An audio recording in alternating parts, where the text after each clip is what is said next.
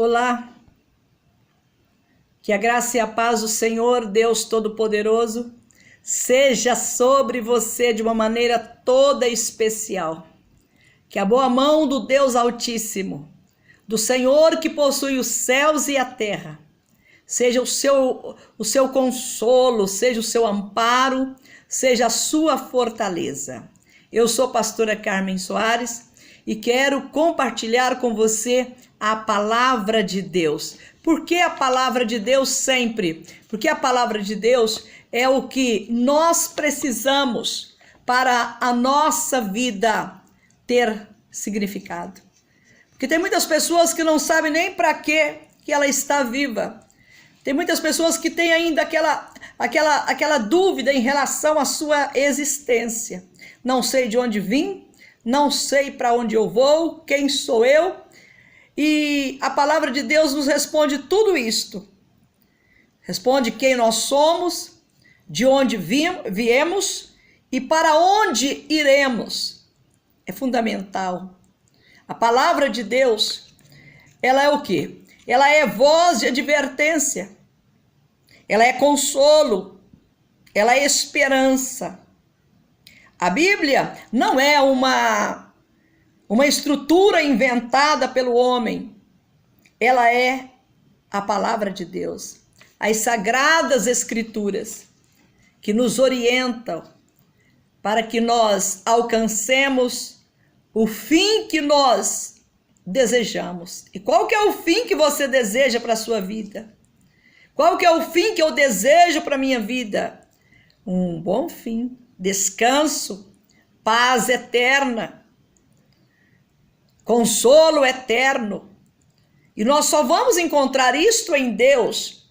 Isso tudo está revelado para nós na palavra de Deus. Isso tudo foi trazido dos céus para nós. Deus, que outrora falou através dos profetas judeus, através daqueles homens que ele ergueu, levantou para ser os instrumentos dele no meio dos filhos de Israel, exatamente com essas finalidades de advertência, de consolo, de esperança.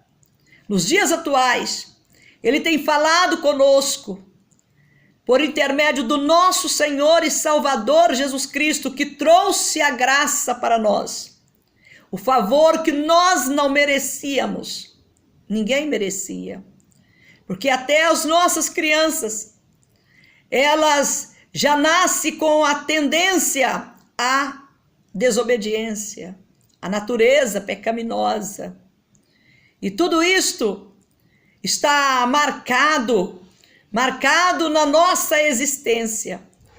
As características do pecado, que é errar o caminho, além de ser a transgressão da lei de Deus, como João fala, que o pecado é a transgressão da lei de Deus, também é errar o rumo, errar o caminho, ou é qualquer coisa, qualquer ação sua ou minha, que fere o caráter de santidade do nosso Deus.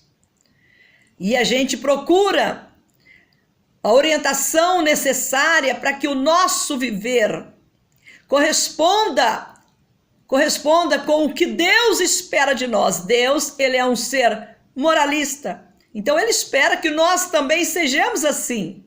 Pessoas que zelam pela moral, pelos bons costumes, que zela pelas coisas que ele próprio, Deus, determinou para que nós andássemos nelas.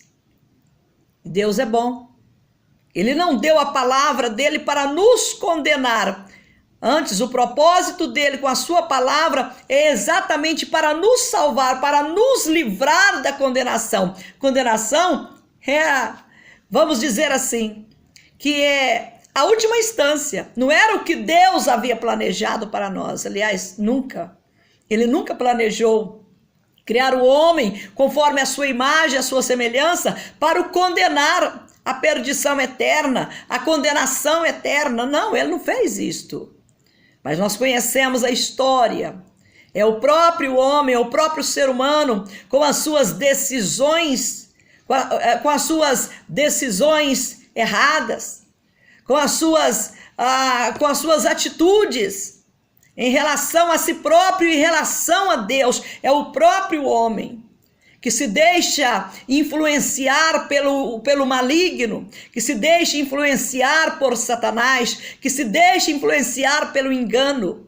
É o próprio homem.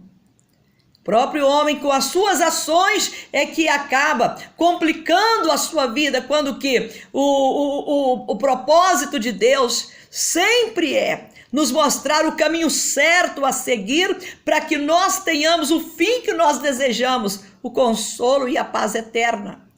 E é muito interessante que antes do Caim matar o Abel, o seu irmão, Deus o chama e conversa com ele, dizendo para ele: ô Caim, você está com o seu semblante caído, Caim. Caim chegou diante dele com o semblante caído. E Deus conversa com ele, dizendo para ele: Caim, o pecado está à porta. Agora cabe a ti dominá-lo ou então deixá-lo entrar. Então a escolha era do Caim. Ele tinha que dominar sobre o pecado, dominar sobre... O que ele iria fazer? Ele estava planejando matar o seu irmão, cometer um ato cruel. Um ato que não tinha permissão de Deus para ele poder fazer. Mas Deus, por que Deus então não impediu de fazer? Algumas pessoas sempre fazem essas perguntas. Por que não impediu? Não impediu porque Deus deu ao homem, fez o homem conforme a sua imagem, a sua semelhança, com capacidade de raciocinar, de chegar a conclusões, de analisar o que ele está para fazer e ele mesmo decidir. Ele tem ele tem liberdade para poder escolher o que ele vai fazer.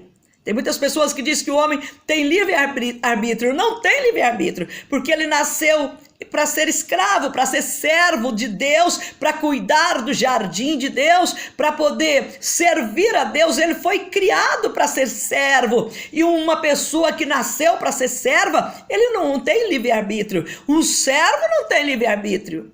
Um escravo não tem livre-arbítrio. Livre-arbítrio é você poder escolher o que você quer fazer. E se alguém chegar para você assim: mas por que você escolheu isso? Eu escolhi porque eu quis escolher. A vida é minha. Eu escolho o que eu quero. Não era o caso de Adão e Eva. Porque quando Deus os criou e os colocou lá no Éden, era para um propósito definido pelo próprio Senhor. Era para eles poderem cuidar do jardim de Deus, era para eles poderem cuidar de tudo que Deus havia criado e posto sobre a face da terra. Deus criou um reino na terra e deu para ele cuidar para Deus, mas ele não tinha livre-arbítrio, porque se ele tivesse livre-arbítrio, ele podia ir lá e comer do fruto da árvore do conhecimento do bem e do mal e depois dizer para Deus: Deus, o Senhor não me deu livre-arbítrio?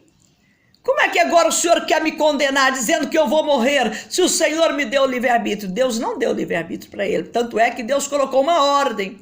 Vocês podem comer livremente de todos os frutos das árvores do jardim, menos do fruto da árvore do conhecimento do bem e do mal. Então aí ele já teve um árbitro sobre ele. Deus era o árbitro sobre ele, dando a ele a diretriz, aquilo que ele podia fazer, o que ele não podia fazer. Então, na verdade, não é livre-arbítrio, porque ele era servo, escravo, nascido para poder servir. Ele tinha direito de escolha. Ele era livre para escolher. Tanto é que quando Deus fala para o Caim: olha aí, o pecado está à porta, cabe a ti dominá-lo ou então deixá-lo entrar. Porque ele tinha o poder de escolha. Nós conhecemos o resultado. O Caim deixou o pecado entrar, ou seja, errou na sua decisão, errou o rumo, errou o caminho, transgrediu a lei do Senhor e matou o seu irmão. Mas Deus não queria isto para a vida dele. Deus também não permitiu. Ele passou por cima da permissão de Deus. Ou seja, ele peitou a Deus e foi fazer o que queria fazer. Resultado, morte e destruição. Mas a boa notícia é que Jesus Cristo veio para nos dar vida e vida com abundância. A boa notícia é, se nós cremos no Senhor Jesus Cristo, nós ganhamos o direito da vida eterna pela fé. E no capítulo 16 do Evangelho de João, é muito gostoso esta passagem, que é uma das mais lidas no mundo. Quando ele, conversando com os seus discípulos, ele diz para eles assim: olha, eu estou dizendo essas coisas para vocês para que em mim tenhais paz. No mundo tereis aflições, mas tenha bom ânimo, eu venci o mundo. Que coisa boa, coisa boa. Tenha bom ânimo, porque eu venci o mundo. Quando Paulo, apóstolo, ele escreveu a carta aos Romanos, no capítulo 8, e a partir do verso de número 31, ele faz algumas perguntas, né? Que diremos, pois, à vista destas coisas? Se Deus é por nós, quem será contra nós? Aquele que não poupou a seu próprio filho, mas antes por todos nós o entregou. Porventura, não nos dará graciosamente com ele todas as coisas?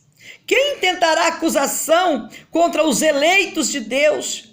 É Deus quem os justifica. Quem os condenará? É Cristo Jesus quem morreu, ou antes, quem ressuscitou, o qual está à direita de Deus e também intercede por nós. Quem nos separará do amor de Cristo? Será a tribulação, ou a angústia, ou a perseguição, ou a fome, ou a nudez, ou o perigo, ou a espada? Como está escrito: por amor de ti somos entregues à morte o dia todo, fomos considerados como ovelhas para o matadouro. Em todas essas coisas, porém, somos mais do que vencedores, porém, em todas as coisas, chama a sua atenção para isso, tá? Em todas essas coisas, porém, somos mais que vencedores, por meio daquele que nos amou. Quando Jesus falou: no mundo vocês terão aflição, tem de bom ânimo, eu venci o mundo.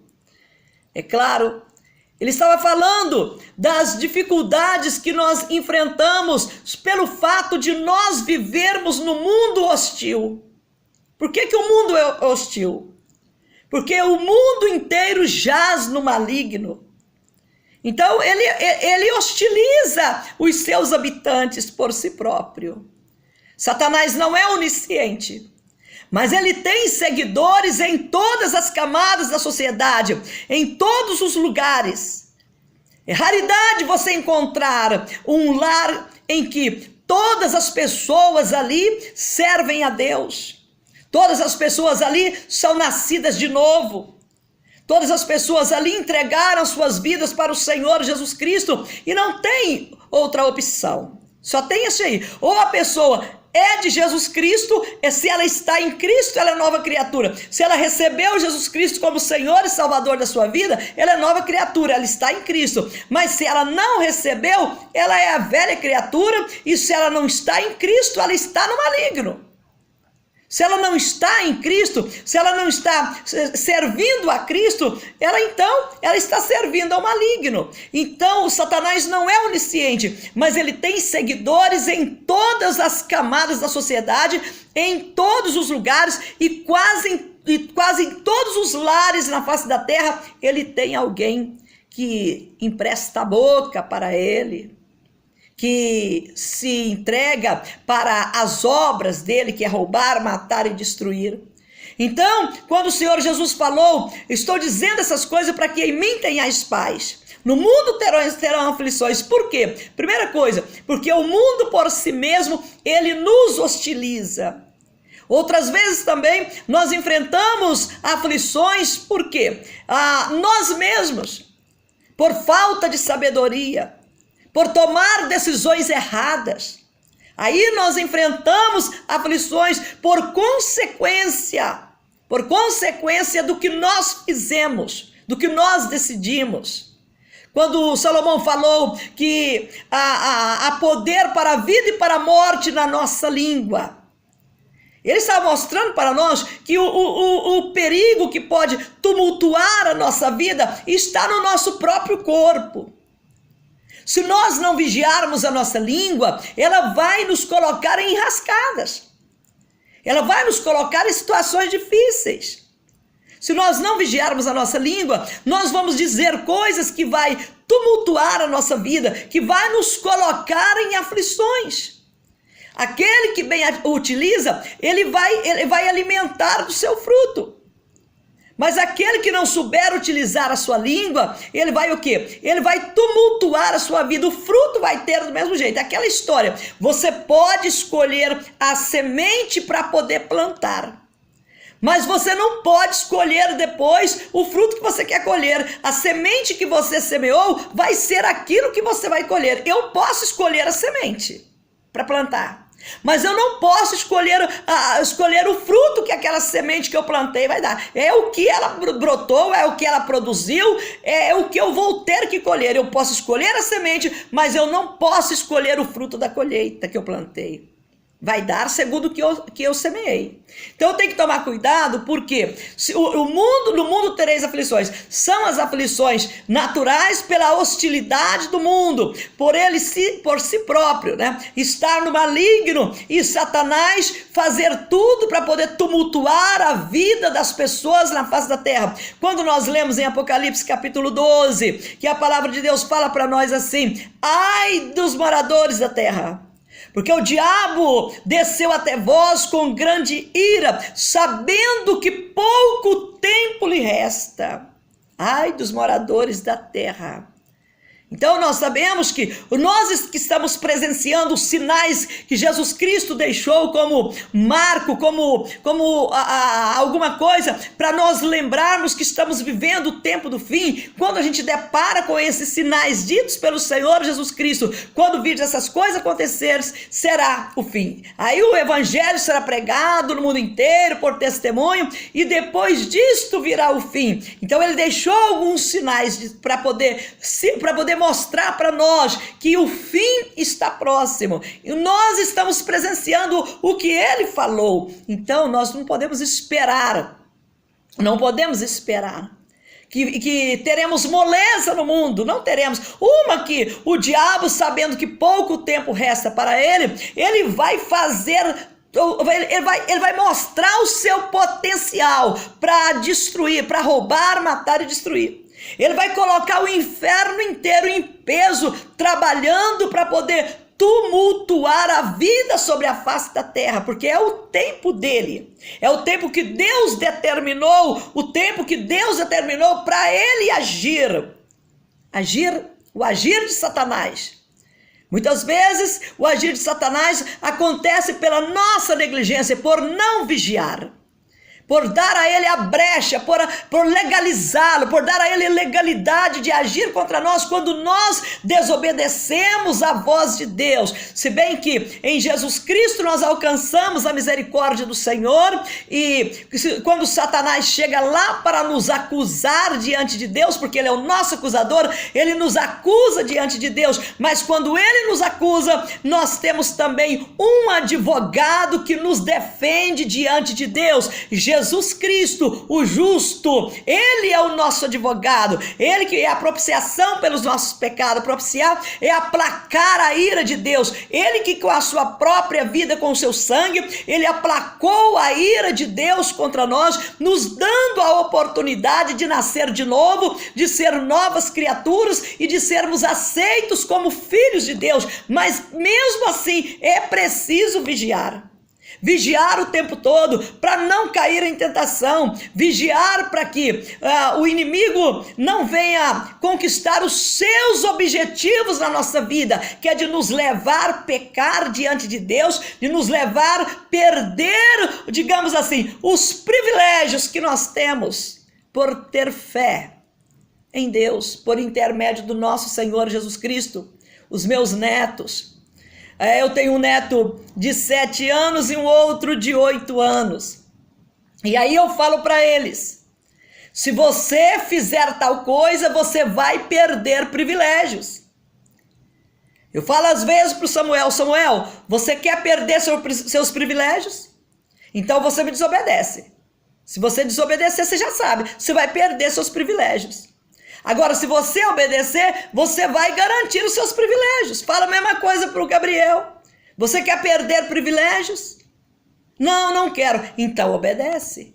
Porque se você não obedecer o que eu determinei para você, você vai perder privilégios. Você quer perder privilégio? Não, não quero. Então, isso que a gente faz com as crianças é o mesmo que acontece conosco diante de Deus. Quando o Senhor Jesus Cristo diz, eu vim para que vocês tenham vida e vida com abundância, ele falou para todos. Mas o que aconteceu com Judas Iscariotes? Ele não vigiou. Ele tinha tendência a pecar. Jesus já tinha dito para eles vigiar, né? Para eles vigiarem. Tinha dito para eles, né, que o inimigo veio para roubar, matar e destruir, mas ele tinha vindo para que eles tivessem vida e vida com abundância. Eu sou o bom pastor. Oh, meu Deus do céu!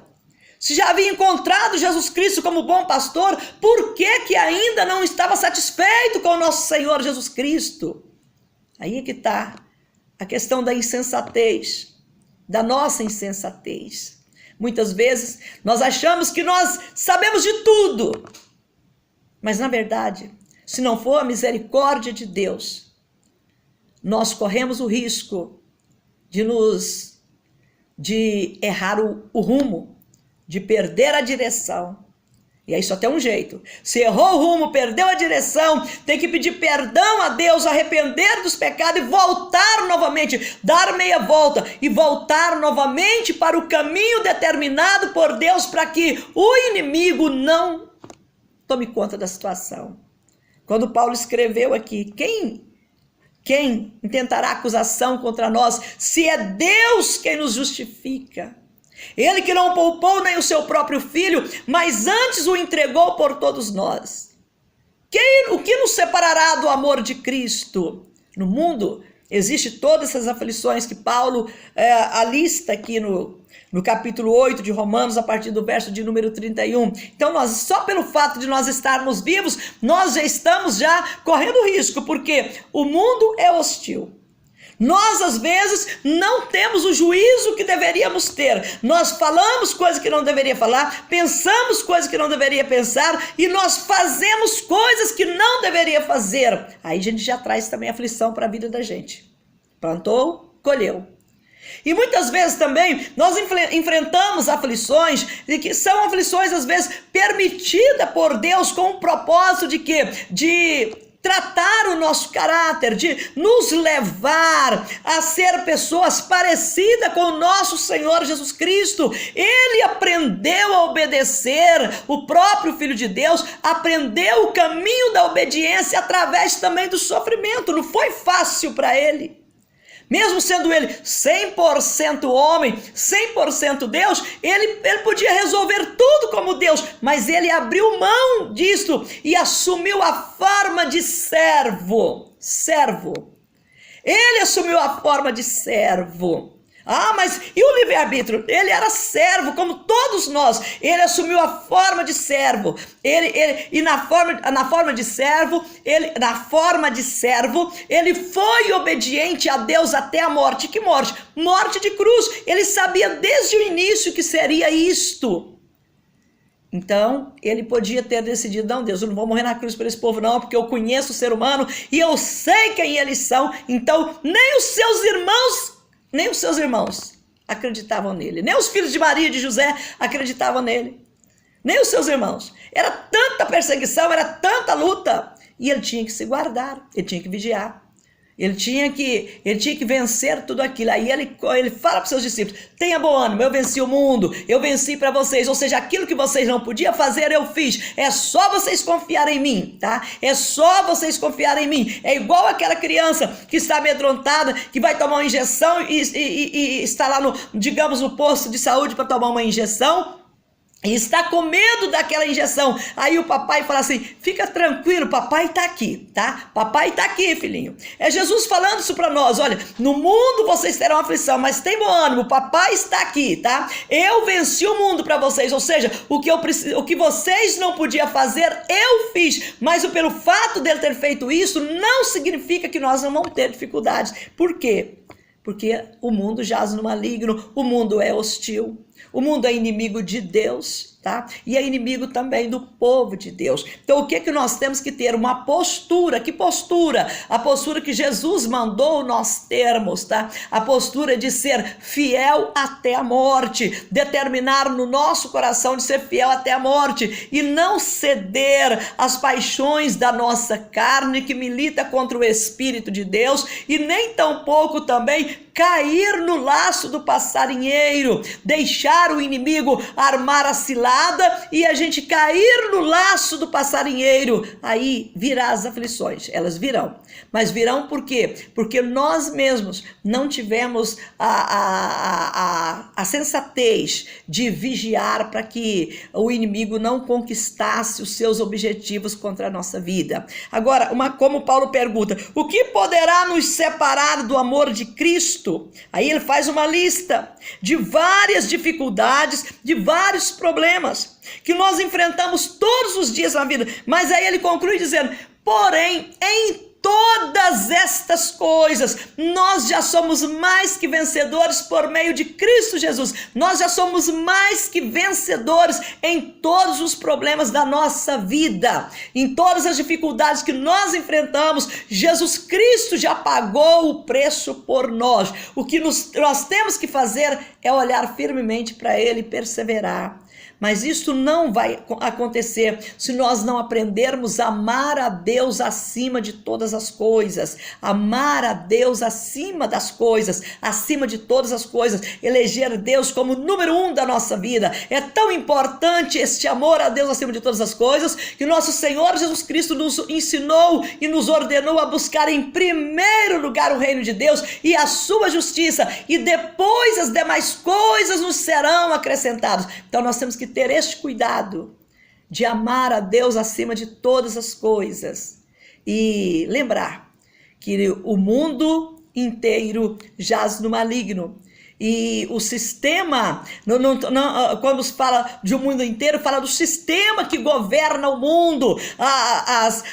Você pode analisar em todas as camadas da sociedade, em todos os grupos que existe pessoas, ele está sujeito, onde tem gente, está sujeito a falhas, está sujeito a erros, está sujeito à injustiça, está sujeito a praticar coisas contrárias aos ensinamentos do nosso Deus. Em toda camada da sociedade tem pessoas, em todos os grupos organizados, em todos os lugares, na família, na escola, nas empresas, em todos os lugares tem pessoas. Tem pessoas, e onde tem gente, ali tem falha. O ser humano é cheio de falha, nós somos vulneráveis, nós somos cheios de falhas. Então, lá no Éden, por exemplo, se você parar e olhar de novo lá no Éden, era só Adão e Eva. Olha o tumulto que eles criaram no mundo, para o mundo inteiro. Era só os dois. E o que mais me chama a atenção, tinha a presença de Deus todo dia, indo lá encontrar com eles na viração do dia, conversar com eles. Era Deus presente em pessoa, todos os dias passeando no jardim, conversando com eles. Mesmo assim, a presença de Deus, o conversar com Deus, o viver com Deus, não impediu que eles desobedecessem a ordem do Senhor, comendo do fruto que não deveria ser comido. E assim, é a vida. O que nós temos que fazer? Vigiar. Vigiar para não cair em tentação, vigiar. E as dificuldades não pode ser ferramenta para que nós sejamos infiéis ao Senhor. As dificuldades, elas estão aí. Em todas, na vida do rico, na vida do pobre, tem dificuldade de todo jeito. É claro que o rico, ele se ampara, ele se vale do dinheiro, se ampara com o seu dinheiro. O pobre, não tendo dinheiro, ele precisa depender mais de Deus. Depender mais de Deus. O rico, ele ampara no dinheiro. Ele depende do dinheiro. Mas ele precisa de Deus também. Porque ele tem medo do dinheiro acabar e ele ficar pobre e ele passar dificuldade. Então ele precisa de Deus porque ele tem medo do dinheiro acabar. O pobre precisa de Deus porque ele não tem quem o ampara. E assim todos nós, todos os seres humanos, precisamos lembrar das palavras do Senhor Jesus Cristo. Eu estou dizendo isso para vocês porque vocês têm a paz em mim. Só Jesus garante uma paz perfeita para nós, vivendo num sistema corrompido, um sistema em que a ganância do ser humano, a violência só tem aumentado, a ganância do ser humano só tem aumentado e a tendência é as coisas piorarem ainda mais. Então o que é que nós temos que fazer?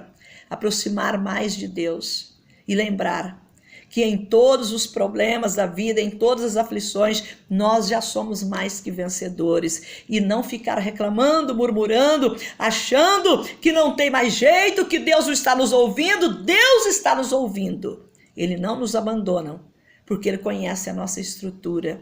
E Ele sabe que nós somos pó, que sem Ele nós não conseguimos vencer o mundo. Mas com Ele nós já vencemos. Quero orar com você.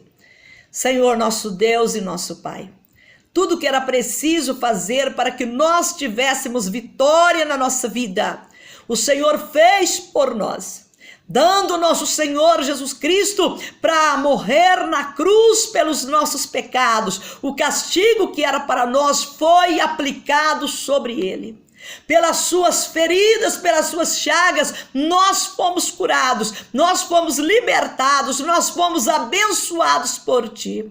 Meu Deus, ajuda-nos, aumenta a nossa fé, para que nós não venhamos desesperar diante das aflições, diante dos levantes do maligno, diante dos obstáculos que surgem no nosso dia a dia, diante das aflições do nosso cotidiano, diante das aflições no lar, na família, na vida profissional, na vida financeira, na saúde, meu Pai, na convivência, meu Deus, de uns para com os outros. Que o Senhor nos ajude, meu Deus, a manter o nosso coração firme nas promessas do Senhor, olhando para Jesus Cristo, o autor da fé, e não esmorecendo, e não, meu Deus, abandonando a fé, e não apostatando, e não, meu Deus, deixando de ouvir a Tua voz. Ajuda-nos, ó Pai, ajuda-nos, porque sem o Senhor nós nada podemos fazer.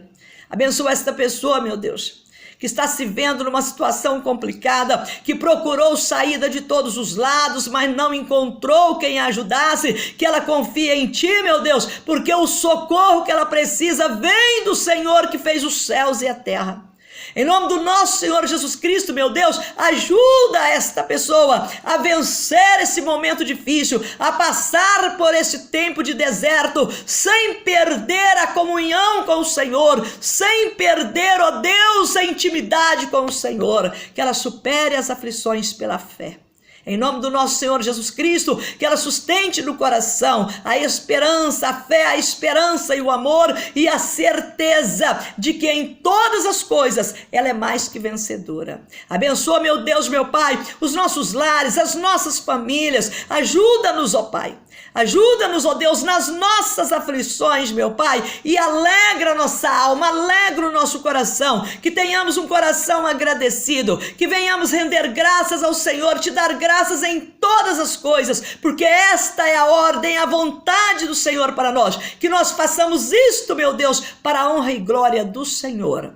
Em nome do nosso Senhor Jesus Cristo, nós te pedimos isto. Ajuda-nos a lembrar das tuas promessas, que caia 1000 à nossa esquerda, 10.000 à nossa direita, mas nós não seremos atingidos, porque o Senhor é quem nos guarda, o Senhor é quem nos livra de todo mal. Que o Senhor seja louvado na nossa vida, no nosso lar e na nossa família. É o que nós desejamos, é o que nós pedimos e nós te agradecemos em nome do Senhor Jesus por tuas obras maravilhosas em nossas vidas. Nós te damos todo louvor hoje e sempre.